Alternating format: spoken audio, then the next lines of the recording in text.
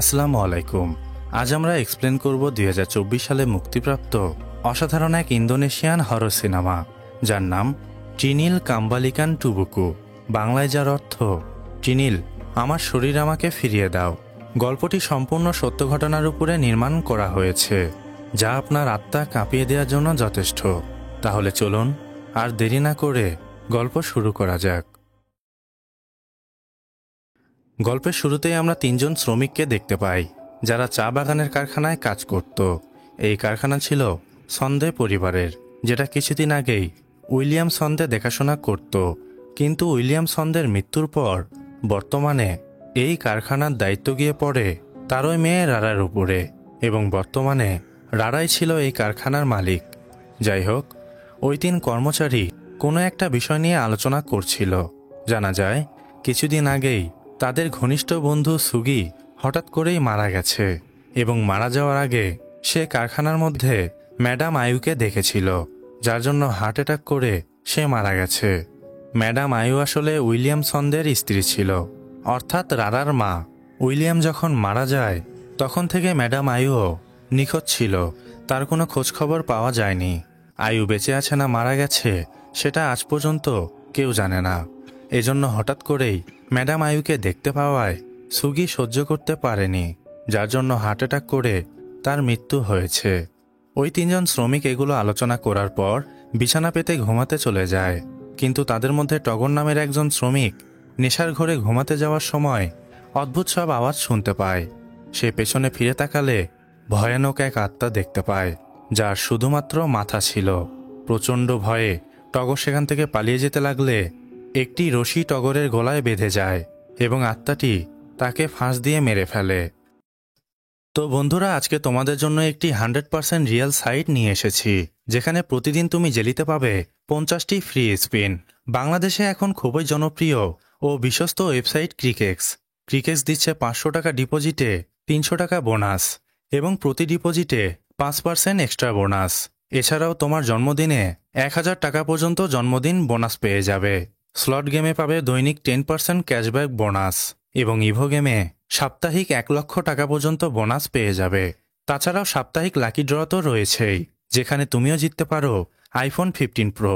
Crickex থেকে তুমি খুব সহজেই বিকাশ, নগদ, রকেট উপায় এবং ব্যাংকের মাধ্যমে জেতা টাকাগুলো তুলতে পারবে। তাহলে আর দেরি কিসের? পিন কমেন্ট থেকে বিনামূল্যে ক্রিকেক্স অ্যাপ রেজিস্ট্রেশন করো এবং উপার্জনের যাত্রা শুরু করো।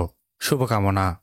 এরপর দৃশ্যপট পরিবর্তন হলে আমরা রারাকে দেখতে পাই।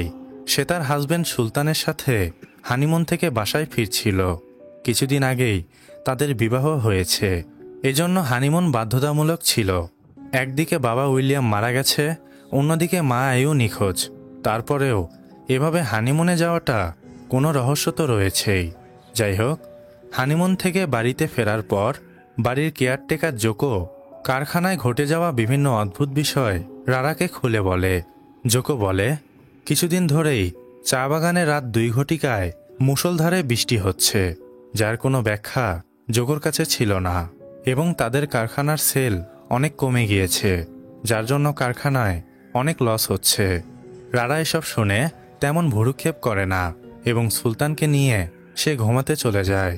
কিন্তু মধ্যরাতে হঠাৎ করেই রারা স্লিপ প্যারালাইসিসে আক্রান্ত হয়, যাকে বাংলায় আমরা বোবা ধরা বলে থাকি। কিন্তু আসলেই কি রারাকে বোবা ধরেছিল, নাকি অন্য কোনো আত্মা তাকে পজেস্ট করেছে? এই প্রশ্নের উত্তর আমরা পরে জানতে পারবো। রারার এমন অবস্থা দেখে সুলতান অনেক ভয় পেয়ে যায়। সে চিৎকার করে জোকোকে সাহায্যের জন্য ডাকতে থাকে। জোকো পাশের রুম থেকে দ্রুত সেখানে এসে একটি গ্লাসে পানি নেয় এবং সৃষ্টিকর্তার নাম নিয়ে সেই পানি রারার শরীরে ছিটিয়ে দেয়। এর কিছুক্ষণ পরেই রারা নর্মাল হয়ে যায়। রারা জোকোকে তার রুমে দেখতে পেয়ে তার উপর অনেক রাগারাগি করে যে এত রাতে সে এখানে কি করছে। জোকো কোনো উত্তর না দিয়ে সেখান থেকে চলে যায়।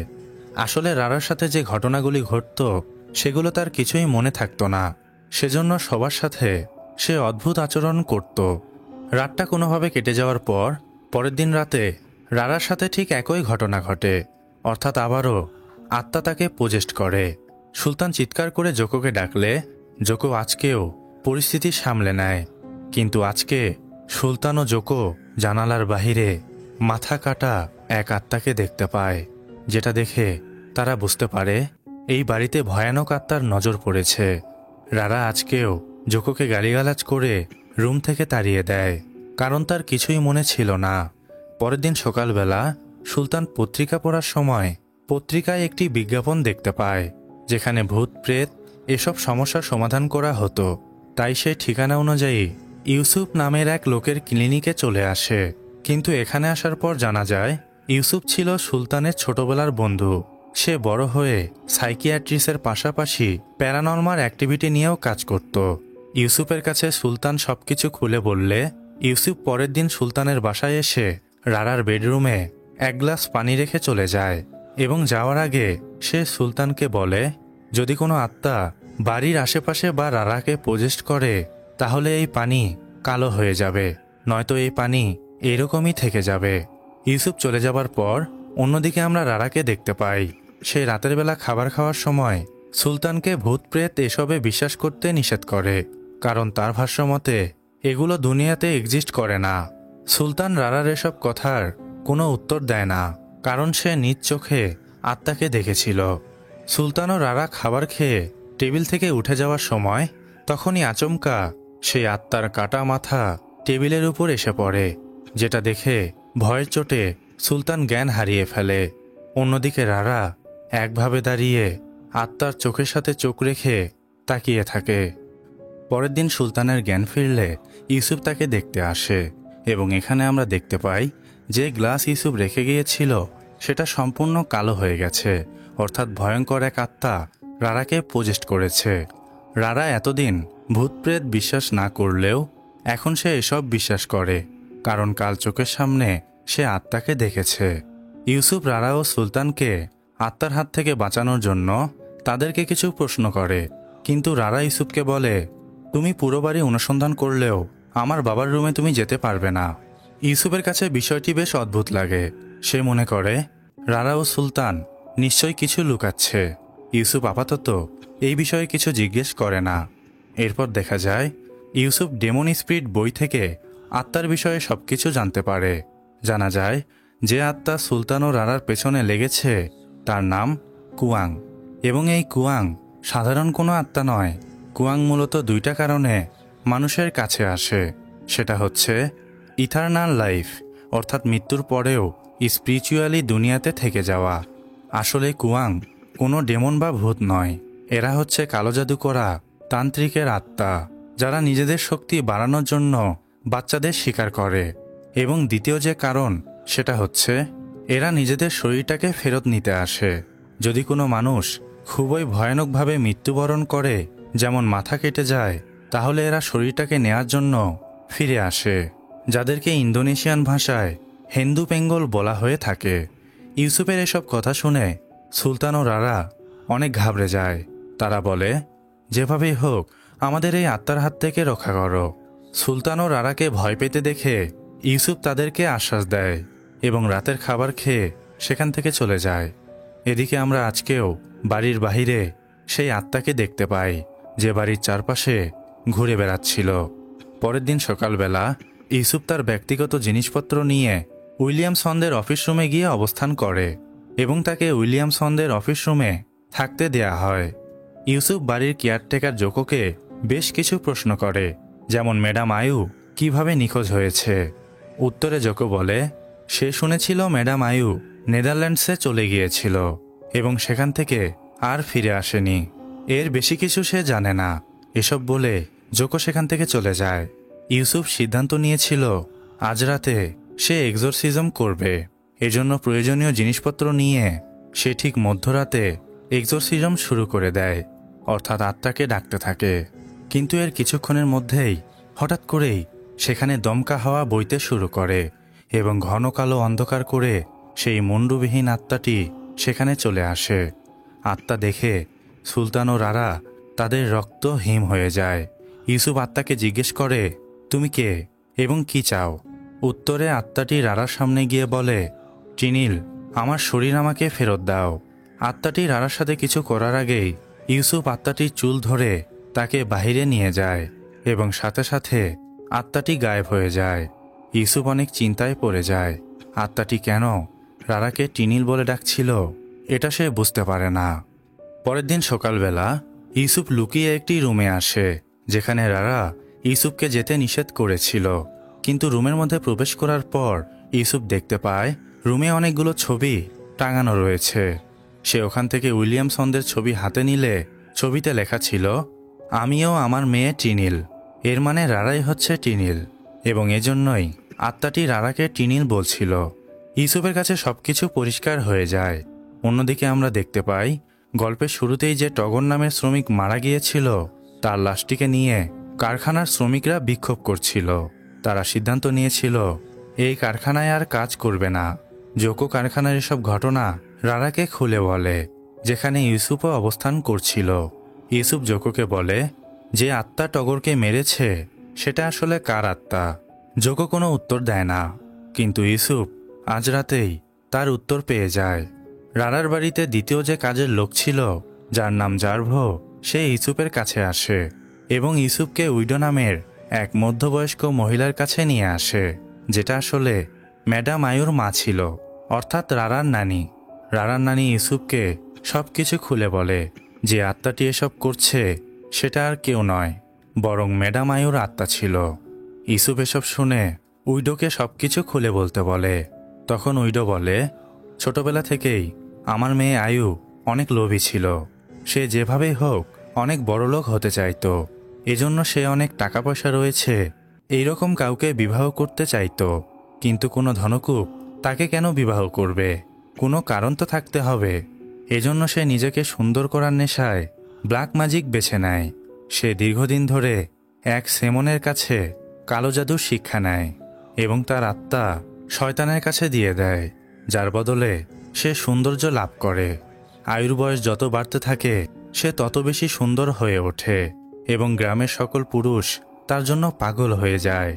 এভাবেই বেশ কিছুদিন পর উইলিয়াম নামের এক সুদর্শন আয়ুকে বিবাহ করে এবং কিছুদিনের মধ্যেই আয়ুর পেটে বাচ্চা আসে এবং রারা এই পৃথিবীতে আসে। উইলিয়াম রারার নাম ট্রিনিল রেখে দেয়। কিন্তু কিছুদিন পর থেকে রারার মা আয়ু রারাকে একদমই সহ্য করতে পারত না। আয়ু চাইতো উইলিয়াম শুধুমাত্র তাকেই ভালোবাসবে এবং সব টাকা পয়সা শুধুমাত্র তার উপরে খরচ করবে। নিজের মেয়ে রারাকে আয়ু মেরে ফেলারও চেষ্টা করেছিল এবং এই বিষয়টা যখন উইলিয়াম জানতে পারে, তখন রারার 18 বছর হওয়ার সাথে সাথেই উইলিয়াম সব সম্পত্তি রারার নামে লিখে দেয়, যার কারণে আয়ু প্রচণ্ড রেগে যায় এবং তার নোংরা খেলায় নেমে পড়ে।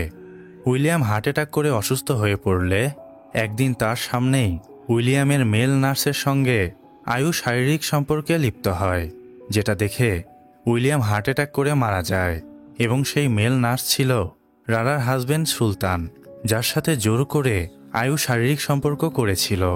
এই ঘটনাগুলি সেদিন রাতেই রারা নিজ চোখে দেখার পর বড় একটি চাকুর সাহায্যে বাবার মৃত্যুর বদলা নেয়ার জন্য সে তার মা আয়ুর শরীর থেকে মাথা বিচ্ছিন্ন করে ফেলে এবং সুলতানকে একটি শর্তে ক্ষমা করে দেয়। সেটা হচ্ছে রারাকে তাকে বিবাহ করতে হবে। এমনটা রারা কেন করেছিল সেটা বোঝা না গেলেও এতটুকু বোঝা যায় রারা ও আয়ু দুজনেই সুলতানকে অনেক পছন্দ করত। নিজের মা আয়ুর মাথা শিরচ্ছেদ করার পর সুলতান ও রারা মিলে আয়ুর শরীরটাকে কারখানার এক অংশে দাফন করে দেয় এবং আয়ুর মাথাটিকে আগুনে পুড়িয়ে দেয়। সেই দিনের পর থেকেই আয়ুর আত্মা ফ্যাক্টরি ও বাড়ির চারপাশে ঘোরাঘুরি করে এবং রারার কাছে তার শরীর ফেরত চায়। ইউসুফ সম্পূর্ণ ঘটনাটি জানার পর রারা ও সুলতানকে সাহায্য করতে নিষেধ করে দেয় এবং সেই বাড়ি থেকে চলে যেতে লাগে। কিন্তু এখানেই গল্পের আরও এক ভয়ঙ্কর ঘটনা ঘটে যায়। ইউসুফ সেখান থেকে চলে যাওয়ার সময় আচমকা সুলতান পেছন থেকে ইউসুফের উপর আক্রমণ করে দেয় এবং চাকুর সাহায্যে ইউসুফের মাথা আলাদা করে ফেলে। ইউসুফকে খুন করার পর সুলতান বলে, এত সত্য তোমার না জানাই উত্তম ছিল বন্ধু। আসলে ইউসুফকে প্রথম থেকেই সুলতান ও রারা বাধা দিচ্ছিল যেন সে উইলিয়ামের গোপন ঘরে না যায়, কারণ সেখানে গেলেই তাদের অপকর্মগুলো ফাঁস হয়ে যেত। কিন্তু ইউসুফ সত্যিটা জানার চেষ্টা করছিল এবং সে সত্যিটা জানতে পারলে রারা ও সুলতান অপকর্মগুলো ফাঁস হওয়ার ভয়ে ইউসুফকে মেরে ফেলে। যাই হোক, এরপর দেখা যায় সুলতান জোকোকে দিয়ে জোর করে ইউসুফের লাশটাকে দাফন করে দেয় এবং সে গাড়ি নিয়ে চা কারখানায় চলে আসে। কারখানায় আসার পর সুলতান একটি কাঠের বক্স খুলে সেখান থেকে আয়ুর খন্দিত মাথা বের করে। অর্থাৎ এতদিন ধরে এই বক্সের মধ্যেই আয়ুর মাথার খুলিটিকে রাখা হয়েছিল। সুলতান খুলিটাকে বের করে যেখানে আয়ুর শরীরটাকে দাফন করা হয়েছিল সেখানে খুলিটাকেও দাফন করে দেয় এবং কারখানা থেকে বাসায় চলে আসে। এরপর থেকে পরিস্থিতি অনেকটাই স্বাভাবিক হয়ে যায়। আয়ুর আত্মাটিকেও সেভাবে আর দেখা যায় না। এখন প্রশ্ন আসতে পারে, সুলতান এত কিছু কিভাবে জানল যে কোথায় কি করতে হবে? এই প্রশ্নের উত্তর সুলতানের কাছ থেকেই আমরা জানতে পারব। আসলে সুলতান প্রথম থেকেই ইউসুফের পিছু করছিল। ইউসুফ যেখানে যেখানে যেত সুলতান তার পিছু করত। ইউসুফ যখন আয়ুর মায়ের কাছে থেকে সম্পূর্ণ ঘটনাটি শুনছিল তখন দরজার বাইরে থেকে সুলতানও সবকিছু ওঁত পেতে শুনছিল। যেখানে আয়ুর ঘটনাটি শোনার পর ইউসুফ উইডোকে বলেছিল, আপনার মেয়ে আয়ুর আত্মা তখনই শান্তি পাবে যখন তার শরীরের সাথে মাথাটিকেও দাফন করা হবে। যেহেতু আপনার মেয়ে আয়ুকে রাত 2টার দিকে খুন করা হয়েছে, তাই রাত 2টার দিকেই আয়ুর মাথাটিকে দাফন করতে হবে। ইউসুফ ও উইডোর এসব আলোচনা সুলতান শুনে নিয়েছিল। এজন্য ইউসুফকে খুন করার পর কারখানায় গিয়ে সে আয়ুর মাথাটিকে লাশের সঙ্গে দাফন করে দেয়। বলতে পারেন এক ঢিলে 2 পাখি আর কি। দৃশ্যপট পরিবর্তন হলে বেশ কিছুদিন পরিস্থিতি স্বাভাবিক থাকে, কিন্তু হঠাৎ করেই একদিন আয়ুর আত্মা আবারও সুলতান ও রারার উপরে আক্রমণ করে দেয়। সুলতান অনেক খারাপভাবে আহত হয় এবং আত্মাটি তাকে মেরে ফেলে।